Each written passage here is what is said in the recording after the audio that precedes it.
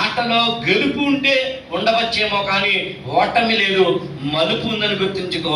గెలుపు ఉంటే ఉండొచ్చేమో కానీ విన్నర్ అయితే ఉండవచ్చు పక్కోడు, కానీ నువ్వు లూజర్వి కావాలి, నువ్వు రన్నర్ అని గుర్తుంచుకో. రేపటి విన్నింగ్ కోసం ఇవాళ రన్ చేస్తున్నావని గుర్తుంచుకో. కాబట్టి లైఫ్లో గట్టిగా, ఇంకా గట్టిగా, ఇంకా గట్టిగా.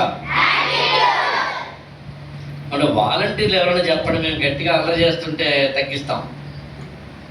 People behaviour and body language.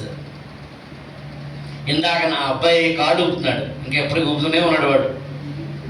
వాడు ఏ 2వ తరగతి చదువుతున్నాడేమో, 3rd క్లాసా 4th 3rd. వాడు 2వ తరగతి అంటే నో సార్ అని గట్టిగా అన్నాడు. యాక్చువల్గా 3rd క్లాస్ చదువుతున్నాడు. ఆ పక్కన ఉన్న అమ్మాయి 10th క్లాస్ 9th క్లాస్ అయ్యి ఉండాలి. వీడు కాడు ఊపుతున్నాడు. ఆమె వద్దు వద్దు వద్దు అని ఆపుతుంది. అంతే, లెర్నింగ్ అంటే అంతే.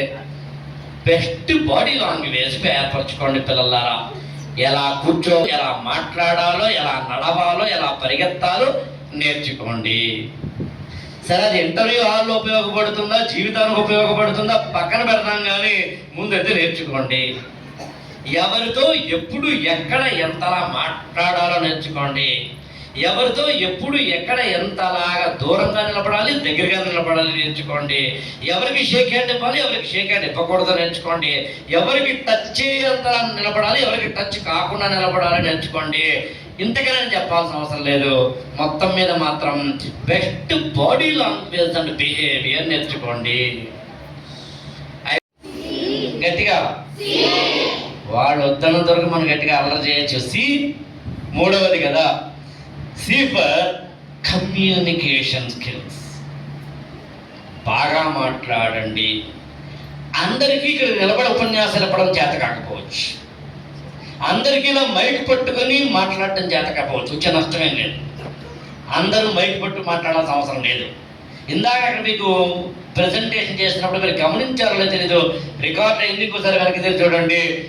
ఒక్కొక్కరు ఒక్కొక్కలాగా ప్రజెంట్ చేశారు, అందరూ ఒకలా ప్రజెంట్ చేయలేదు. ప్రజెంట్ చేసిన వాళ్ళందరూ గొప్పవాళ్ళు కాదు, ప్రజెంట్ చేయకపోతే ఫెయిల్యూర్ కాదు. కానీ నీకు కమ్యూనికేషన్ స్కిల్స్ అంటే అర్థం ఏమీ లేదు. సింపుల్ చెప్తాను. 3 లక్షణాలు ఉండాలి. 1, క్లారిటీతో మాట్లాడాలి. 2, కాంప్రహెన్సివ్గా మాట్లాడాలి. 3, కన్సైజ్గా మాట్లాడాలి. అంటే ఎక్కువ మాట్లాడకూడదు, అలాగనంతా చెప్పాలి. ఈ రెండింటితో పాటు స్పష్టంగా మాట్లాడగలగాలి. క్లారిటీ తోటి కంటెంట్ నేర్పరచుకొని కాంప్రహెన్సివ్గా మీరు కనుక మాట్లాడగలిగితే చాలు.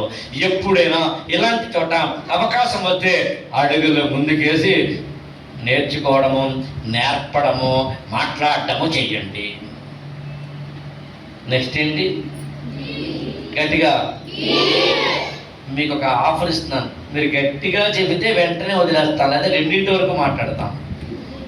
ఏది కావాలి చెప్పండి. గట్టిగా. డి అంటే టీ కొట్టడం కాదు. డి అంటే డిసిప్లిన్. డిసిప్లిన్ అంటే ఏం లేదు. చిన్నపిల్లలు పక్కన పెడితే 2వ తరగతి, LKG, UKG వాడుకుంటే పక్కన పెడితే 8th 7th even okay, 7th 8th ముఖ్యంగా వాళ్ళందరూ 8th దాటిన వాళ్ళందరూ డిసిప్లిన్ అంటే ఏం లేదు, నీ మీద నీ కమాండ్ అంతే. అమ్మ లేపేంత వరకు లేవకుండా నువ్వు లేవడమే డిసిప్లిన్ అంటే. టీచర్ చెప్పేంత వరకు ఆగకుండా నీ అంతా నువ్వే చదవడమే డిసిప్లిన్ అంటే. డిసిప్లిన్ అంటే నీ మీద నీ కమాండ్ మాత్రమే. పక్కోళ్ళు ఏదైనా నెగిటివ్ చెప్తే, అంటే ఏదైనా బ్యాడ్ హ్యాబిట్ చెప్తే దానికి లొంగిపోకుండా ఉండడమే డిసిప్లిన్ అంటే. ఏది తప్పు ఏది గొప్ప మనసు చెబుతుంది, దాని మాట విని దానికి తగ్గట్టుగా ఉండడమే డిసిప్లిన్ అంటే.